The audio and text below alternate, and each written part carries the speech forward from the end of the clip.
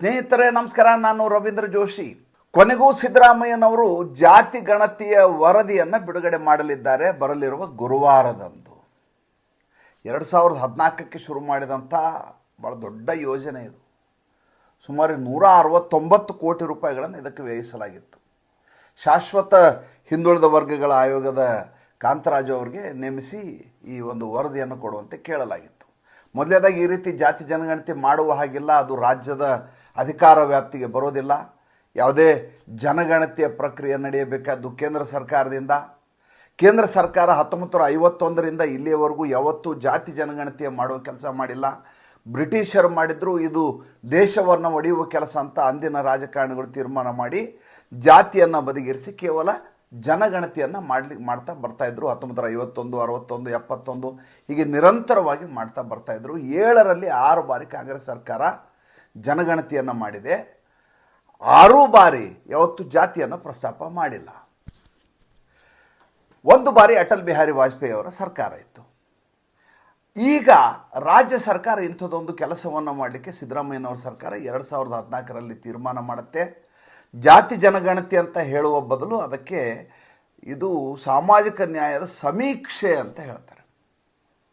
ಅದಾದ ಮೇಲೆ ಇವರು ಸರ್ಕಾರ ಹೊರಟು ಹೋಗುತ್ತೆ. ಇವರು ಲಿಂಗಾಯತರ ವಿಷಯಕ್ಕೆ ಬಂದು ಅಲ್ಲಿ ಯಾವ ರೀತಿ ಎಡವಟ್ಟು ಮಾಡಿಕೊಂಡ್ರು ಅಂತ ನಿಮಗೆ ತುಂಬ ಚೆನ್ನಾಗಿ ಗೊತ್ತಿದೆ. ಪ್ರತ್ಯೇಕ ಧರ್ಮ ಅಂತ ಮಾಡಲಿಕ್ಕೆ ಹೋಗಿ ಕೇಂದ್ರಕ್ಕೆ ಇಲ್ಲಿಂದ ಶಿಫಾರಸನ್ನು ಕಳಿಸ್ತಾರೆ. ಅದು ಯಾವುದೇ ರೀತಿ ವರ್ಕೌಟ್ ಆಗೋಲ್ಲ. ಆದರೆ ಕರ್ನಾಟಕದಲ್ಲಿರುವಂಥ ಒಕ್ಕಲಿಗರು, ವೀರಶೈವ ಸಮಾಜದವರು ಸಿದ್ದರಾಮಯ್ಯನವರ ವಿರುದ್ಧ ತಿರುಗಿ ಬೀಳ್ತಾರೆ. ಚುನಾವಣೆಯಲ್ಲಿ ಭಾಳ ದೊಡ್ಡದಾದಂಥ ಏಟು ಬೀಳುತ್ತೆ ಸಿದ್ದರಾಮಯ್ಯನವರಿಗೆ.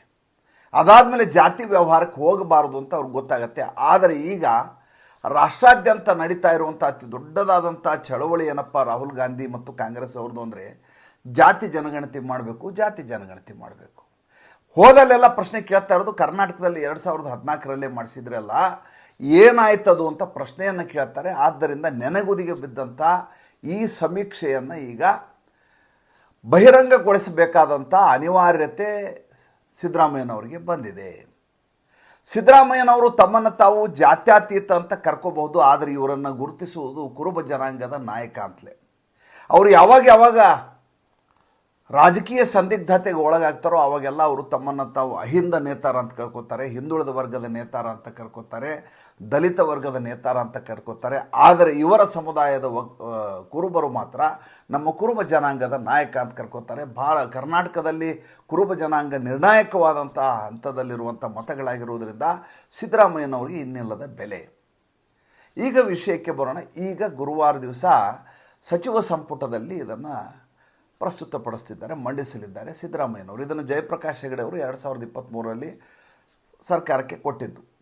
ಅಲ್ಲಿಂದ ಇಲ್ಲಿವರೆಗೂ ಯಾಕೆ ಇದನ್ನು ಬಿಡುಗಡೆ ಮಾಡಲಿಲ್ಲ ಅಂದರೆ ಅದರಿಂದ 2 ಕಾರಣ ಇದೆ. ಒಂದು, ಈ ರಾಜ್ಯದಲ್ಲಿರುವಂಥ ಪ್ರಮುಖವಾದಂಥ 2 ಸಮುದಾಯಗಳು, ಒಂದು ಲಿಂಗಾಯತರು, ಇನ್ನೊಂದು ಒಕ್ಕಲಿಗರು. ಅವರಿಬ್ಬರು ಇದರ ಕುರಿತಾಗಿ ಅಪಸ್ವರವನ್ನು ಎತ್ತಿದರು.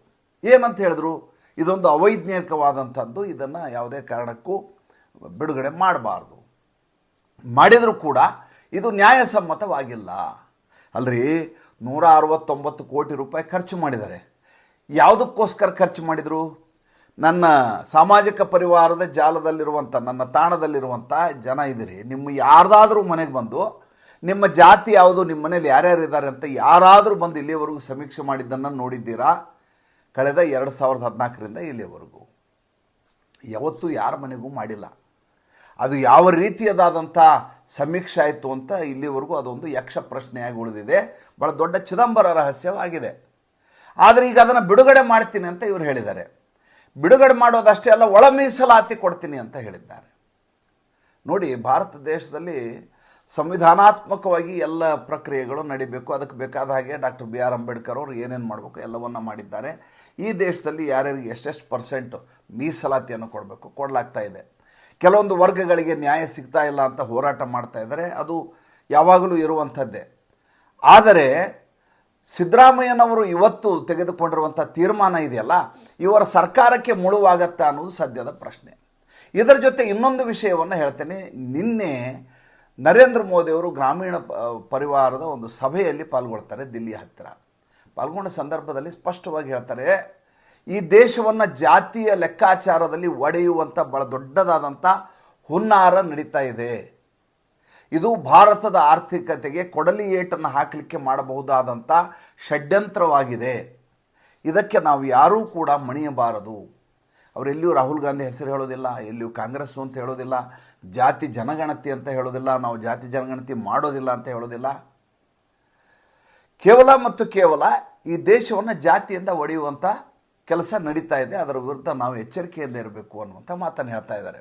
ಅಂದರೆ ನರೇಂದ್ರ ಮೋದಿಯವರು ಈ ಜಾತಿ ಜನಗಣತಿಯ ವಿರುದ್ಧವಾಗಿದ್ದಾರೆ ಅನ್ನೋದು ಮೇಲ್ನೋಟಕ್ಕೆ ಸ್ಪಷ್ಟವಾಗಿ ಗೋಚರ ಆಗುತ್ತೆ. ಹಾಗಾದರೆ ಇವರ ಮಿತ್ರ ಪಕ್ಷದವರ ಮನಸ್ಥಿತಿ ಏನು? ಒಂದು ಕಡೆ ಚಂದ್ರಬಾಬು ನಾಯ್ಡು ಇದ್ದಾರೆ, ಇನ್ನೊಂದು ಕಡೆ ನಿತೀಶ್ ಕುಮಾರ್ ಇದ್ದಾರೆ. ನಿತೀಶ್ ಕುಮಾರ್ ಈಗಾಗಲೇ ಬಿಹಾರದಲ್ಲಿ ಇದರ ಪ್ರಯತ್ನವನ್ನು ಮಾಡಿ ಅಟ್ಟರ್ ಫೇಲ್ಯೂರ್ ಆಗಿದ್ದಾರೆ. ಜಾತಿ ಜನಗಣತಿ ಅನ್ನುವಂಥ ಸಮೀಕ್ಷೆ ಏನಿದೆ ಅದು ಸಂಪೂರ್ಣವಾಗಿ ವಿಫಲವಾಗಿದ್ದು ಎಲ್ಲಿಯಾದರೂ ಈ ದೇಶದಲ್ಲಿ ಜ್ವಲಂತವಾಗಿ ಕಾಣಬಹುದಾದ ರಾಜ್ಯ ಇದ್ದರೆ ಅದು ಕೇವಲ ಮತ್ತು ಕೇವಲ ನಿತೀಶ್ ಕುಮಾರ್ ಅವರ ಬಿಹಾರದಲ್ಲಿ. ಹೀಗಾಗಿ ಅವರು ಜಾತಿ ಜನಗಣತಿಯ ಪರವಾಗಿ ಮಾತನಾಡುವ ಪ್ರಶ್ನೆ ಇಲ್ಲ. ಇನ್ನು ಚಂದ್ರಬಾಬು ನಾಯ್ಡು ಇಷ್ಟು ವರ್ಷ ಬಿಟ್ಟು ಅಂತರವಾಗಿ ಯಾವತ್ತೂ ಅವರು ಆಯ್ಕೆ ಆದವರಲ್ಲ. ಅವರು ತಮ್ಮ ಸ್ವಂತ ಬಲದ ಮೇಲೆ ಈ ಬಿ ಜೆ ಪಿ ಅಲ್ಲಿ ಮೂರನೇ ಶಕ್ತಿ ಆಗಿದ್ದರೂ ಕೂಡ ಅಥವಾ ಎರಡನೇ ಶಕ್ತಿ ಆಗಿದ್ದರೂ ಕೂಡ ಭಾರತೀಯ ಜನತಾ ಪಾರ್ಟಿ ಮತ್ತು ನರೇಂದ್ರ ಮೋದಿ ಅವರ ಒಂದು ಪ್ರಭಾವಳಿ ರಾಜ್ಯದ ಮೇಲಿದೆ, ಆಂಧ್ರ ಪ್ರದೇಶದ ಮೇಲೆ. ಅದನ್ನು ನಾವು ಅಲ್ಲಗಳೆಯಲಿಕ್ಕೆ ಸಾಧ್ಯ ಇಲ್ಲ. ಈ ಬಾರಿ ಅವರು ಮುಖ್ಯಮಂತ್ರಿ ಆದ ಸಂದರ್ಭದಲ್ಲಿ ತಮ್ಮನ್ನು ತಾವು ಹಿಂದೂಗಳ ಅಸ್ಮಿತೆ ಅನ್ನುವ ರೀತಿಯಲ್ಲಿ ತಮ್ಮನ್ನು ತಾವು ಪ್ರಾಜೆಕ್ಟ್ ಮಾಡಿಕೊಂಡಿದ್ದಾರೆ. ಉದಾಹರಣೆಗೆ ತಿರುಪತಿಯ ಲಡ್ಡು ವಿಷಯ ಇರಬಹುದು, ಪುರೋಹಿತರಿಗೆ ಕೊಡುವಂಥ ವೇತನದ ವಿಷಯ ಇರಬಹುದು, ಹಿಂದುತ್ವದ ಕುರಿತಾಗಿ ಅವರು ನೀಡಿರುವಂಥ ಹೇಳಿಕೆ ಇರಬಹುದು.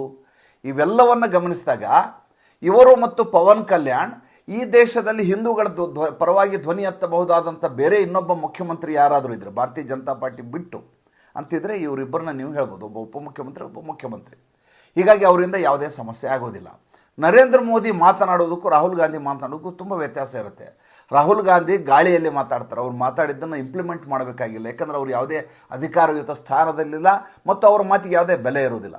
ಆದರೆ ಒಬ್ಬ ಪ್ರಧಾನಮಂತ್ರಿ ಮಾತನಾಡುವಾಗ ಇದರ ರೆಪರ್ಕೇಷನ್ ಏನು ಅಂತ ಆಲೋಚನೆ ಮಾಡಬೇಕಾಗತ್ತೆ. ಅದನ್ನು ನೋಡೇ ನರೇಂದ್ರ ಮೋದಿ ಅವರು ಮಾತನಾಡಿದ್ದಾರೆ ಅಂತ ನನಗನ್ಸುತ್ತೆ. ಇದರ ಮಧ್ಯೆ ಇನ್ನೊಂದು ಬೆಳವಣಿಗೆ ಆಗಿದೆ. ಯಾವುದು 90ರ ದಶಕದಲ್ಲಿ ಹಿಂದೂ ಅಸ್ಮಿತೆಯಾಗಿ ಭಾಳ ದೊಡ್ಡದಾದಂಥ ಆಂದೋಲನ ಇಡೀ ದೇಶಾದ್ಯಂತ ನಡೆಸ್ತು. ಶ್ರೀರಾಮ ಮಂದಿರ ಆಂದೋಲನ, ಅಯೋಧ್ಯೆ ಆಂದೋಲನ, ಅದು ಶುರು ಮಾಡಿದ್ದು ವಿಶ್ವ ಹಿಂದೂ ಪರಿಷತ್ತು. ಭಾಳ ಜನರಿಗೆ ಗೊತ್ತಿಲ್ಲ, ಬಿ ಜೆ ಪಿ ಅಂತ ಹೇಳ್ಕೊಂಡು ಓಡಾಡ್ತಾರೆ. ವಿಶ್ವ ಹಿಂದೂ ಪರಿಷತ್ ಶುರು ಮಾಡಿದಂಥ ಅತಿ ದೊಡ್ಡ ಆಂದೋಲನ. ಅಶೋಕ್ ಸಿಂಗಲು, ಆಮೇಲೆ ಮುರಳಿ ಮನೋಹರ್ ಜೋಶಿ ಅವರೆಲ್ಲ ಭಾಳ ದೊಡ್ಡ ಧುರಂಧರರು ಇದರಲ್ಲಿ ಪಾಲ್ಗೊಂಡು ಮಾಡಿದಂಥ ಅತಿ ದೊಡ್ಡದಾದಂಥ ಯಜ್ಞ ಅದು ಈಗ ವಿಶಾಖಪಟ್ಟಣಂನ, ಇದೇ ಆಂಧ್ರ ಪ್ರದೇಶದ ವಿಶಾಖಪಟ್ಟಣ ಒಂದು ಗ್ರಾಮೀಣ ಪ್ರದೇಶದಲ್ಲಿ ಒಂದು ಅಭಿಯಾನವನ್ನು ರಾಷ್ಟ್ರಾದ್ಯಂತ ಮಾಡಲಿಕ್ಕೆ ಮುನ್ನುಡಿಯನ್ನು ಬರಿತಾ ಇದೆ. ಅದು ಅಭಿಯಾನದ ಹೆಸರು ಹಿಂದೂ ಫಸ್ಟ್ ಕ್ಯಾಸ್ಟ್ ನೆಕ್ಸ್ಟ್ ಅಂತ. ಮೊದಲು ಹಿಂದೂ ನಂತರ ಜಾತಿ ಅಂತ. ಈ ದೇಶದಲ್ಲಿ ಜಾತಿಯನ್ನು ತೊಡೆದು ಹಾಕ್ತೀನಿ ಅಂತ ಯಾರಾದರೂ ನಾಟಕ ಮಾಡಿದರೆ ದಯವಿಟ್ಟು ನಂಬೇಡಿ. ಯಾಕೆಂದರೆ ಆಂತರದಲ್ಲಿ ಪ್ರತಿಯೊಬ್ಬನು ತನ್ನ ಜಾತಿಯ ಮೂಲಕವೇ ಗುರುತಿಸ್ಕೋತಾನೆ.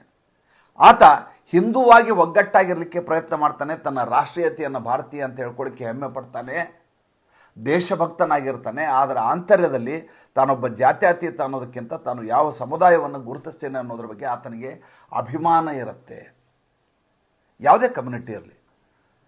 ಹಾಗಿರೋ ಸಂದರ್ಭದಲ್ಲಿ ಜಾತಿಯನ್ನು ತೊಡೆದು ಹಾಕ್ತೀನಿ ಅಂತ ಆಂದೋಲನ ಈ ದೇಶದಲ್ಲಿ ಮಾಡೋದು ಭಾರಿ ಕಷ್ಟದ ಕೆಲಸ ಮತ್ತು ಅದು ಸಫಲ ಆಗ್ತದೆ ಅಂತ ನನಗನ್ಸಲ್ಲ. ಸ್ವಾತಂತ್ರ್ಯೋತ್ತರ ಭಾರತದಲ್ಲಿ ಇಲ್ಲಿವರೆಗೂ ಮಾಡಿದಂಥ ಯಾವುದೇ ಅಭಿಯಾನಗಳು ಯಶಸ್ವಿ ಆಗಿಲ್ಲ. ಈಗ ಅದಕ್ಕೆ ವಿಶ್ವ ಹಿಂದೂ ಪರಿಷತ್ ಯಾವ ರೀತಿ ಮಾಡ್ತಾ ಇದೆ ಅಂದರೆ ಹಿಂದೂ ಫಸ್ಟ್ ಕ್ಯಾಸ್ಟ್ ನೆಕ್ಸ್ಟ್ ಅಂತ. ಮೊದಲು ನಾನು ಹಿಂದೂ, ಅದಾದ ಮೇಲೆ ನನ್ನ ಜಾತಿ, ಧರ್ಮ ಮೊದಲು ಜಾತಿ ನಂತರ ಅಂತ. ಧರ್ಮ ಯಾವುದು? ರಾಷ್ಟ್ರ ಧರ್ಮವೇ ಧರ್ಮ. ರಾಷ್ಟ್ರ ಧರ್ಮ ಯಾವುದು? ಹಿಂದೂ ಧರ್ಮವೇ ರಾಷ್ಟ್ರ ಧರ್ಮ. ಆದ್ದರಿಂದ ಇಂಥದ್ದೊಂದು ಅಭಿಯಾನ ಮಾಡುವ ಮೂಲಕ ದೇಶಾದ್ಯಂತ ದೊಡ್ಡ ಸಂಚಲನೆಯನ್ನು ಮಾಡಲಿಕ್ಕೆ ತಯಾರಿ ನಡೀತಾ ಇದೆ. ಇದು ಸಮಸ್ಯೆ ಆಗಿರೋದು ಯಾರಿಗೆ? ಡಿಸ್ಮ್ಯಾಂಟ್ಲಿಂಗ್ ಹಿಂದೂಯಿಸಮ್ ಅಂತೇನು ಅಮೇರಿಕಾದಲ್ಲಿ ಕುತ್ಕೊಂಡು ಡೀಪ್ ಸ್ಟೇಟ್ನವ್ರು ಮಾಡ್ತಾ ಇದ್ದಾರೆ. ಡಿಸ್ಮ್ಯಾಂಟ್ಲಿಂಗ್ ಹಿಂದೂಯಿಸಮ್ ಅಂತ ನೋಡ್ರಿ ಹೆಂಗಿದೆ. ಹಿಂದೂ ಧರ್ಮವನ್ನು ಭಗ್ನಗೊಳಿಸೋದು, ಒಡೆದಾಕೋದು, ಚೂರು ಮಾಡೋದು. ಅಮೇರಿಕೆ ಯೂನಿವರ್ಸಿಟಿನಲ್ಲಿ ಸೆಮಿನಾರ್ ಮಾಡೋದು, ಅದಕ್ಕೆ ಕೋಟ್ಯಾಂತರ ರೂಪಾಯಿ ಖರ್ಚು ಮಾಡಲಾಗತ್ತೆ. ಅದಕ್ಕೆ ಜಾರ್ಜ್ ಸೊರೋಸ್ ಅಂತವ್ರು ದುಡ್ಡು ಹಾಕ್ತಾರೆ. ಯಾಕೆ ಹಿಂದೂಯಿಸಮ್ ವ್ಯಾಂಡಲೈಸ್ ಮಾಡಬೇಕು, ಯಾಕೆ ಹಿಂದೂಯಿಸಮ್ ಡಿಸ್ಮ್ಯಾಂಟ್ಲ್ ಮಾಡಬೇಕು ಅಂದರೆ ಹಿಂದೂ ಧರ್ಮದವರು ಒಗ್ಗಟ್ಟಾಗಿದ್ದರೆ ಭಾರತ ಒಗ್ಗಟ್ಟಾಗಿರುತ್ತೆ. ಭಾರತ ಒಗ್ಗಟ್ಟಿನಿಂದ ಇದ್ದರೆ, ಯುನಿಟಿಯಲ್ಲಿದ್ದರೆ ಭಾರತದ ಆರ್ಥಿಕತೆ ಇಂಪ್ರೂವ್ ಆಗುತ್ತೆ. ಭಾರತದ ಆರ್ಥಿಕತೆ ಇಂಪ್ರೂವ್ ಆದರೆ ಭಾರತ ಬಲಾಢ್ಯ ಆಗುತ್ತೆ. ಭಾರತ ಬಲಾಢ್ಯ ಆದರೆ ಉಳಿದ ದೇಶಗಳಿಗೆ ಸಂಕಷ್ಟ. ಉಳಿದ ದೇಶದ ಮೇಲೆ ಭಾರತ ಹೋಗಿ ದಾಳಿ ಮಾಡೋದಿಲ್ಲ, ಆದರೆ ಭಾರತದ ಆರ್ಥಿಕತೆ ಜಗತ್ತನ್ನು ನಾಗಾಲೋಟದಲ್ಲಿ ಹೋದರೆ ಉಳಿದ ರಾಷ್ಟ್ರಗಳು, ನಾವು ಮುಂದುವರೆದ ರಾಷ್ಟ್ರಗಳು ಅಂತ ಹೇಳ್ಕೊಳ್ಳೋರಿಗೆ ಭಾಳ ಕಷ್ಟ ಆಗತ್ತೆ.